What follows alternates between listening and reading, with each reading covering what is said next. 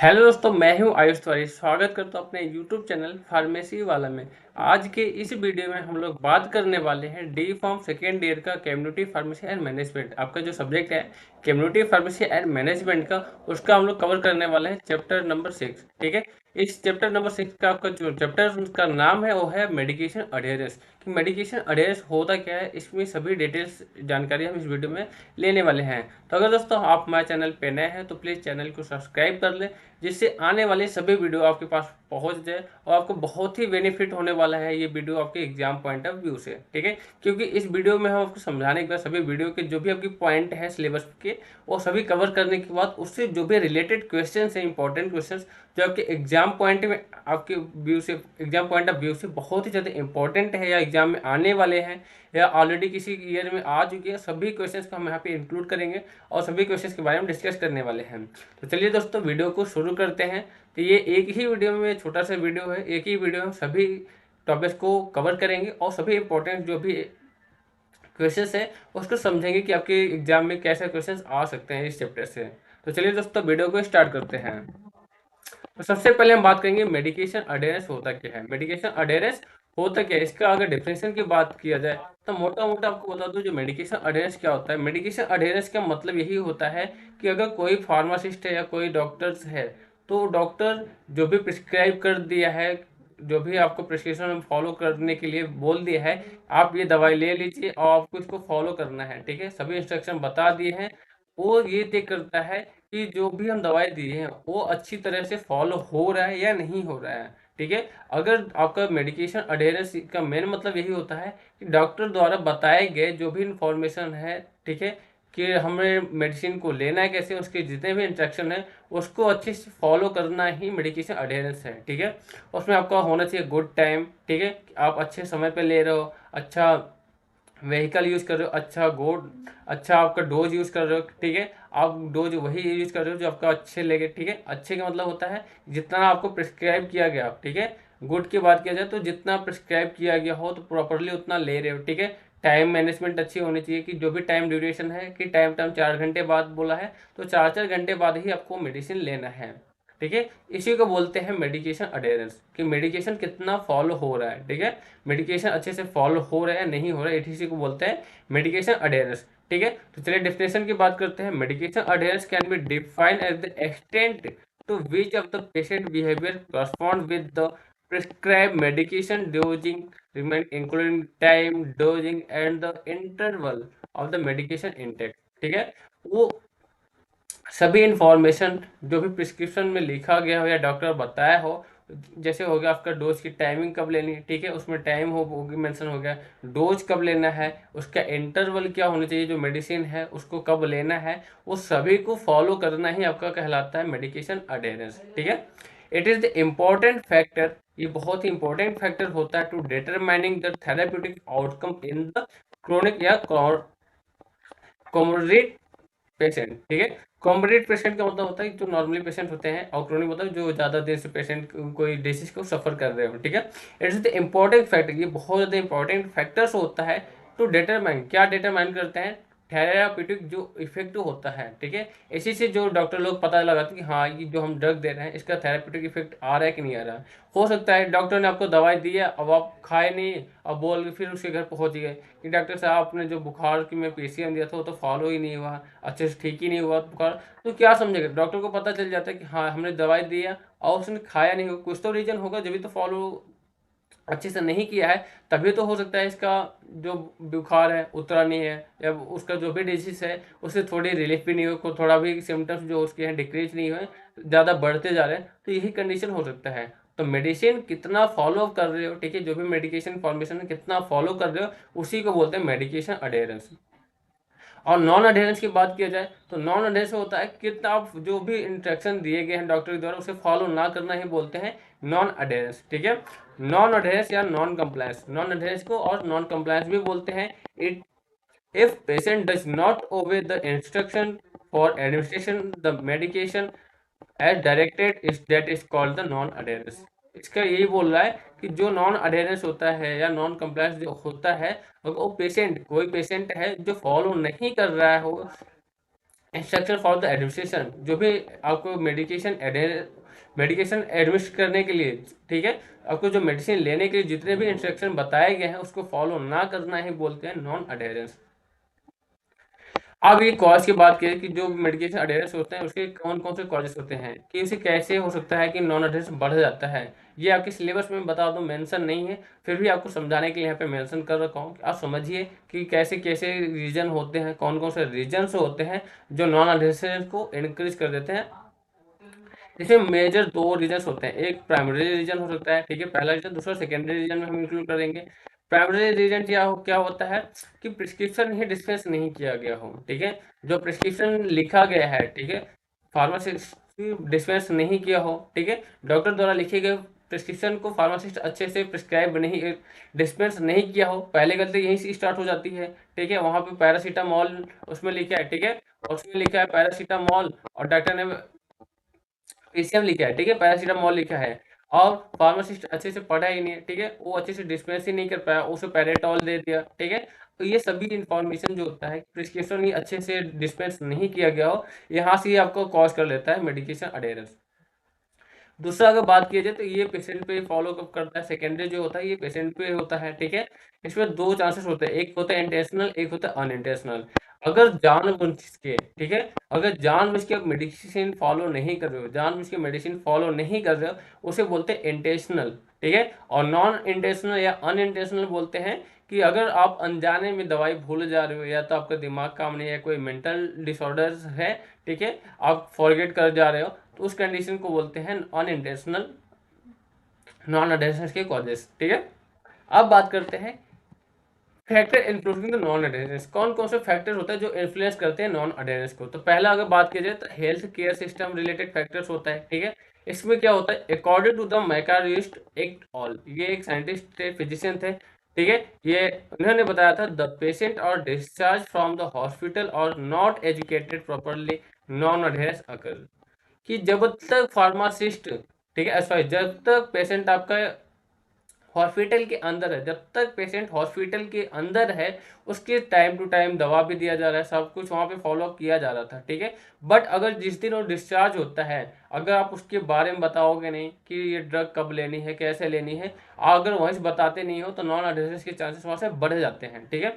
अगर दूसरा पॉइंट की बात किया जाए तो दूसरा क्या है, patient related factor. Patient related factor कौन कौन से हो सकते हैं, यंगर एज, अगर कोई छोटा बच्चा है तो उसे आप कैसे समझा पाओगे, तो उसमें थोड़ा दिक्कत हो सकती है, ठीक है। Patient is not taking the disease seriously, या पेशेंट जो है वो अपनी बीमारी को सीरियसली ले ही नहीं रहा कि आपकी बीमारी क्रोनिक है या कैसा है, ज्यादा खतरनाक है, नहीं रहा, वो हल्के में ले रहा है, ठीक है। लेक ऑफ सिम्टम्स, ठीक है, लेक ऑफ सिम्टम्स की बात किया जाए कि जो भी सिम्टम्स दिख रहे हैं वो बहुत ही कम हो, ज्यादा सिम्टम्स दिख नहीं रहे हो, पेशेंट सोचता है हाँ चलो मेरा ठीक हो गया, आप तो नहीं खा रहे हैं दवाई। यह हो सकता है misunderstanding regarding the medication, जो मेडिकेशन आपको प्रोवाइड किया उसमें कोई मिस अंडरस्टैंडिंग हो गया हो। Patient forget the take medicine, जो पेशेंट है वो मेडिसिन लेना ही भूल गया, जैसे ये अनइंटेंशनल का हो गया, ठीक है, कि जब भूल गया। एंड हैज भी mental problem, he has mental problem, अगर किसी पेशेंट को मेंटल प्रॉब्लम्स है तो वो भूल सकता है, कुछ भी कर सकता है, वो नॉन एडेंस वहाँ पे बढ़ जाते हैं। और ड्रग रिलेटेड फैक्टर की अगर बात किया जाए तो कि ड्रग रिलेटेड कौन कौन से फैक्टर्स हो सकते हैं, too much adverse effect, patient fear to take this medicine, ठीक है। टू मच एडवर्स इफेक्ट बहुत ज़्यादा अगर बढ़ जाता है तो ड्रग रिलेटेड फैक्टर होता है, ठीक है, कि अगर कोई पेशेंट है, ठीक है, वो जो ड्रग ले रहा है उसके एडवर्स इफेक्ट प्रोड्यूस हो रहा है, ठीक है। या cost of drug, being poor patient do not afford the drug, कि अगर पेशेंट जो है उसका पेशेंट का जो ड्रग है, ड्रग का प्राइस बहुत ज़्यादा है, बहुत ज़्यादा कॉस्टली है, ठीक है। वो पेशेंट जो पुअर पेशेंट है, जो गरीब व्यक्ति होते हैं, जो गरीब पेशेंट होते हैं, उसे अच्छे से नहीं खरीद पाते हैं, सोचते हैं कि हम ज़्यादा ब्रांडेड मेडिसिन कैसे ले पाएंगे, तो वहाँ पे नॉन एडिक्शन के चांसेस बढ़ जाते हैं। या टू मच मेडिकेशन, मेडिसिन आपका बहुत ज़्यादा है तो उसमें लेने प्रॉब्लम्स हो सकती है, कौन कौन सा ले रहने दो, आज नहीं खा रहा, कुछ भी हो सकता है, ठीक है। या route of administration, route of administration का मतलब है अगर आप कोई दवाई है जो ओरली लेना है, ओरली तो आप खुद ले सकते हो, बट ऐसी दवाई जो आपको ओरल के थ्रू नहीं इंजेक्ट के थ्रू लेना है, आप वेट करते हो कि कोई चलो आएगा तो ये इंजेक्शन लगाएगा। इंजेक्शन तो हर कोई अपने हाथ से तो नहीं लगा सकता, इंजेक्शन तो कोई एक्सपर्ट होगा जो इंजेक्शन लगाता होगा, उसी के थ्रू ले सकते हैं, ठीक है। आपको लेके आए, ठीक है, आप हॉस्पिटल में भर्ती थे, हॉस्पिटल से आपको दे दिया गया कि आप जाके घर पे इंजेक्शन किसी से लगवा लेना, आप बोले ठीक है।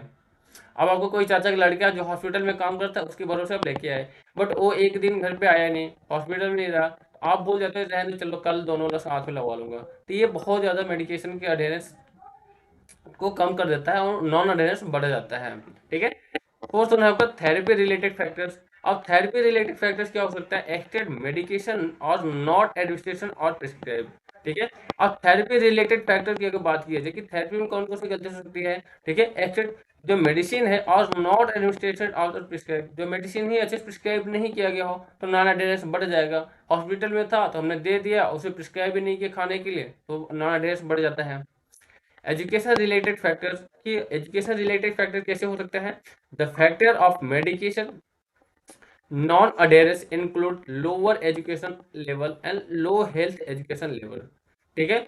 अगर जो फैक्टर्स है, ठीक है, इसमें कौन कौन से है? फैक्टर ऑफ मेडिसिन और non adherence include the lower education. अगर कोई हो सकता है बहुत ही कम पढ़ा लिखा हो, ठीक है, उसे पता ही नहीं हो, आप जैसे पिक्टोग्राम यूज करते हो ना, दिन में 2 बार खाना या दिन में 3 बार खाना, ये सब डॉक्टर लिखते हैं या कोई पिक्टोग्राम बना के देते हैं। ठीक है। बट अगर कोई पेशेंट है ज़्यादा पढ़ा लिखा ही नहीं है, उसे समझ में नहीं आता है, वो कोई भी ड्रग कभी भी ले सकता है या नहीं लेता है तो भूल जाता है।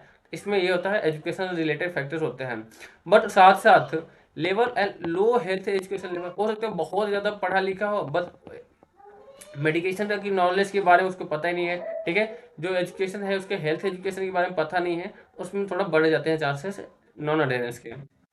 अब कौन कौन से स्टेजेस हमें फॉलो करना है रोकथाम करने के लिए नॉन अडेरेंस को? क्या फॉलो करें कि आपकी जो नॉन अडेरेंस है इसको हम रोक सकें?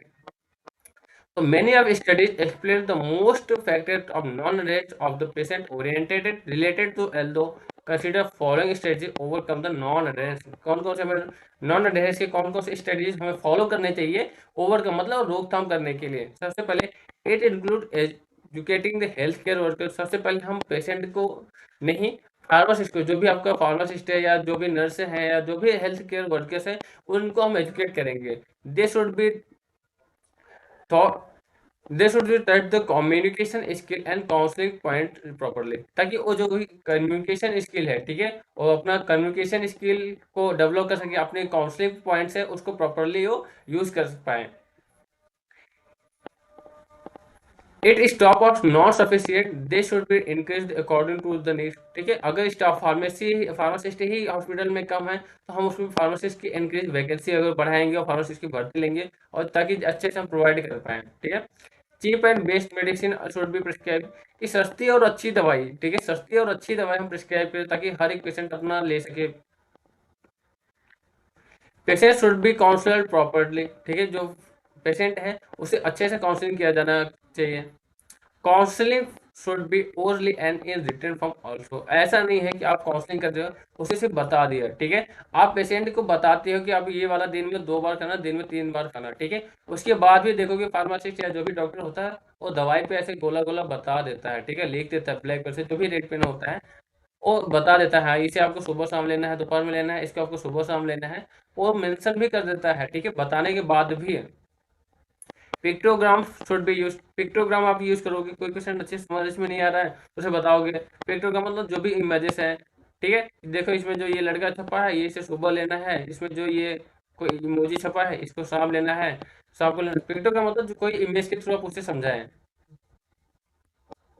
Feedback question should be asked. आप उस पेशेंट से फीडबैक लोगे, जो भी उसके कोई डाउट्स हैं, आपको समझ में आया या नहीं आया, ठीक है, आपको पेशेंट से पूछोगे आपको क्या समझ में आया क्या क्या नहीं आया, तो उससे फीडबैक लोगे, फिर उसको क्लियर करोगे, पेशेंट के जो भी डाउट्स है उसको आप क्लियर करोगे। Listening of the patient with patience. ठीक है। पेशेंट जो बोल रहा है विद पेशेंस के साथ आपको सुनना है, ऐसा नहीं है हाँ क्रोडली एकदम सुन रहे हो, बिल्कुल पेशेंस रखो कि पेशेंट जो भी बोल रहा है अपनी मर्जी से आप उसको ध्यान से पहले सुनोगे, पेशेंट के दिमाग में क्या चल रही है, पेशेंट कितना समझा या नहीं समझा। Simple and easy language should be use. आप देसी सिंपल ही लैंग्वेज यूज करोगे, ठीक है, वहाँ की लोकल लैंग्वेज अगर पेशेंट समझ आ रहा है, आप पेशेंट को लोकल लैंग्वेज में ही समझाना चाहिए। ऐसा नहीं है कि आप बहुत ज़्यादा पढ़े लिखे हो, रट्टू मार हो गए हो, ठीक है, तो आप पूरा इंग्लिश इंग्लिश बात कर रहे हो। ठीक है। जिसमें पेशेंट को इजी लगे, ठीक है, जिस लैंग्वेज में पेशेंट को इजी लगे कि उसमें समझ में आ रहा है, उसी लैंग्वेज में पेशेंट को आप काउंसलिंग करना, उसी लैंग्वेज में आप उसको बताओगे। ठीक है। काउंसलर शुड बी अवॉइडेड एंजर, ठीक है। काउंसलर कभी गुस्सा नहीं करना चाहिए, ठीक है। जो भी काउंसलिंग करते हो, ठीक है, तो काउंसलिंग के दौरान ड्यूरिंग द काउंसलिंग आप कभी भी एंग्री गुस्सा नहीं करना चाहिए, गुस्से में नहीं बताना चाहिए चल जा खा लेना कुछ भी कर लेना एक्स वाई जेड, ठीक है। तो गुस्सा उस कंडीशन में आपको नहीं करना चाहिए। ये सभी स्ट्रेटेजीज को हमें फॉलो करना है, तो हम नॉन अडेरेंस को कम कर सकते हैं और अडेरेंस मेडिकेशन अडेरेंस को इंक्रीज कर लेंगे।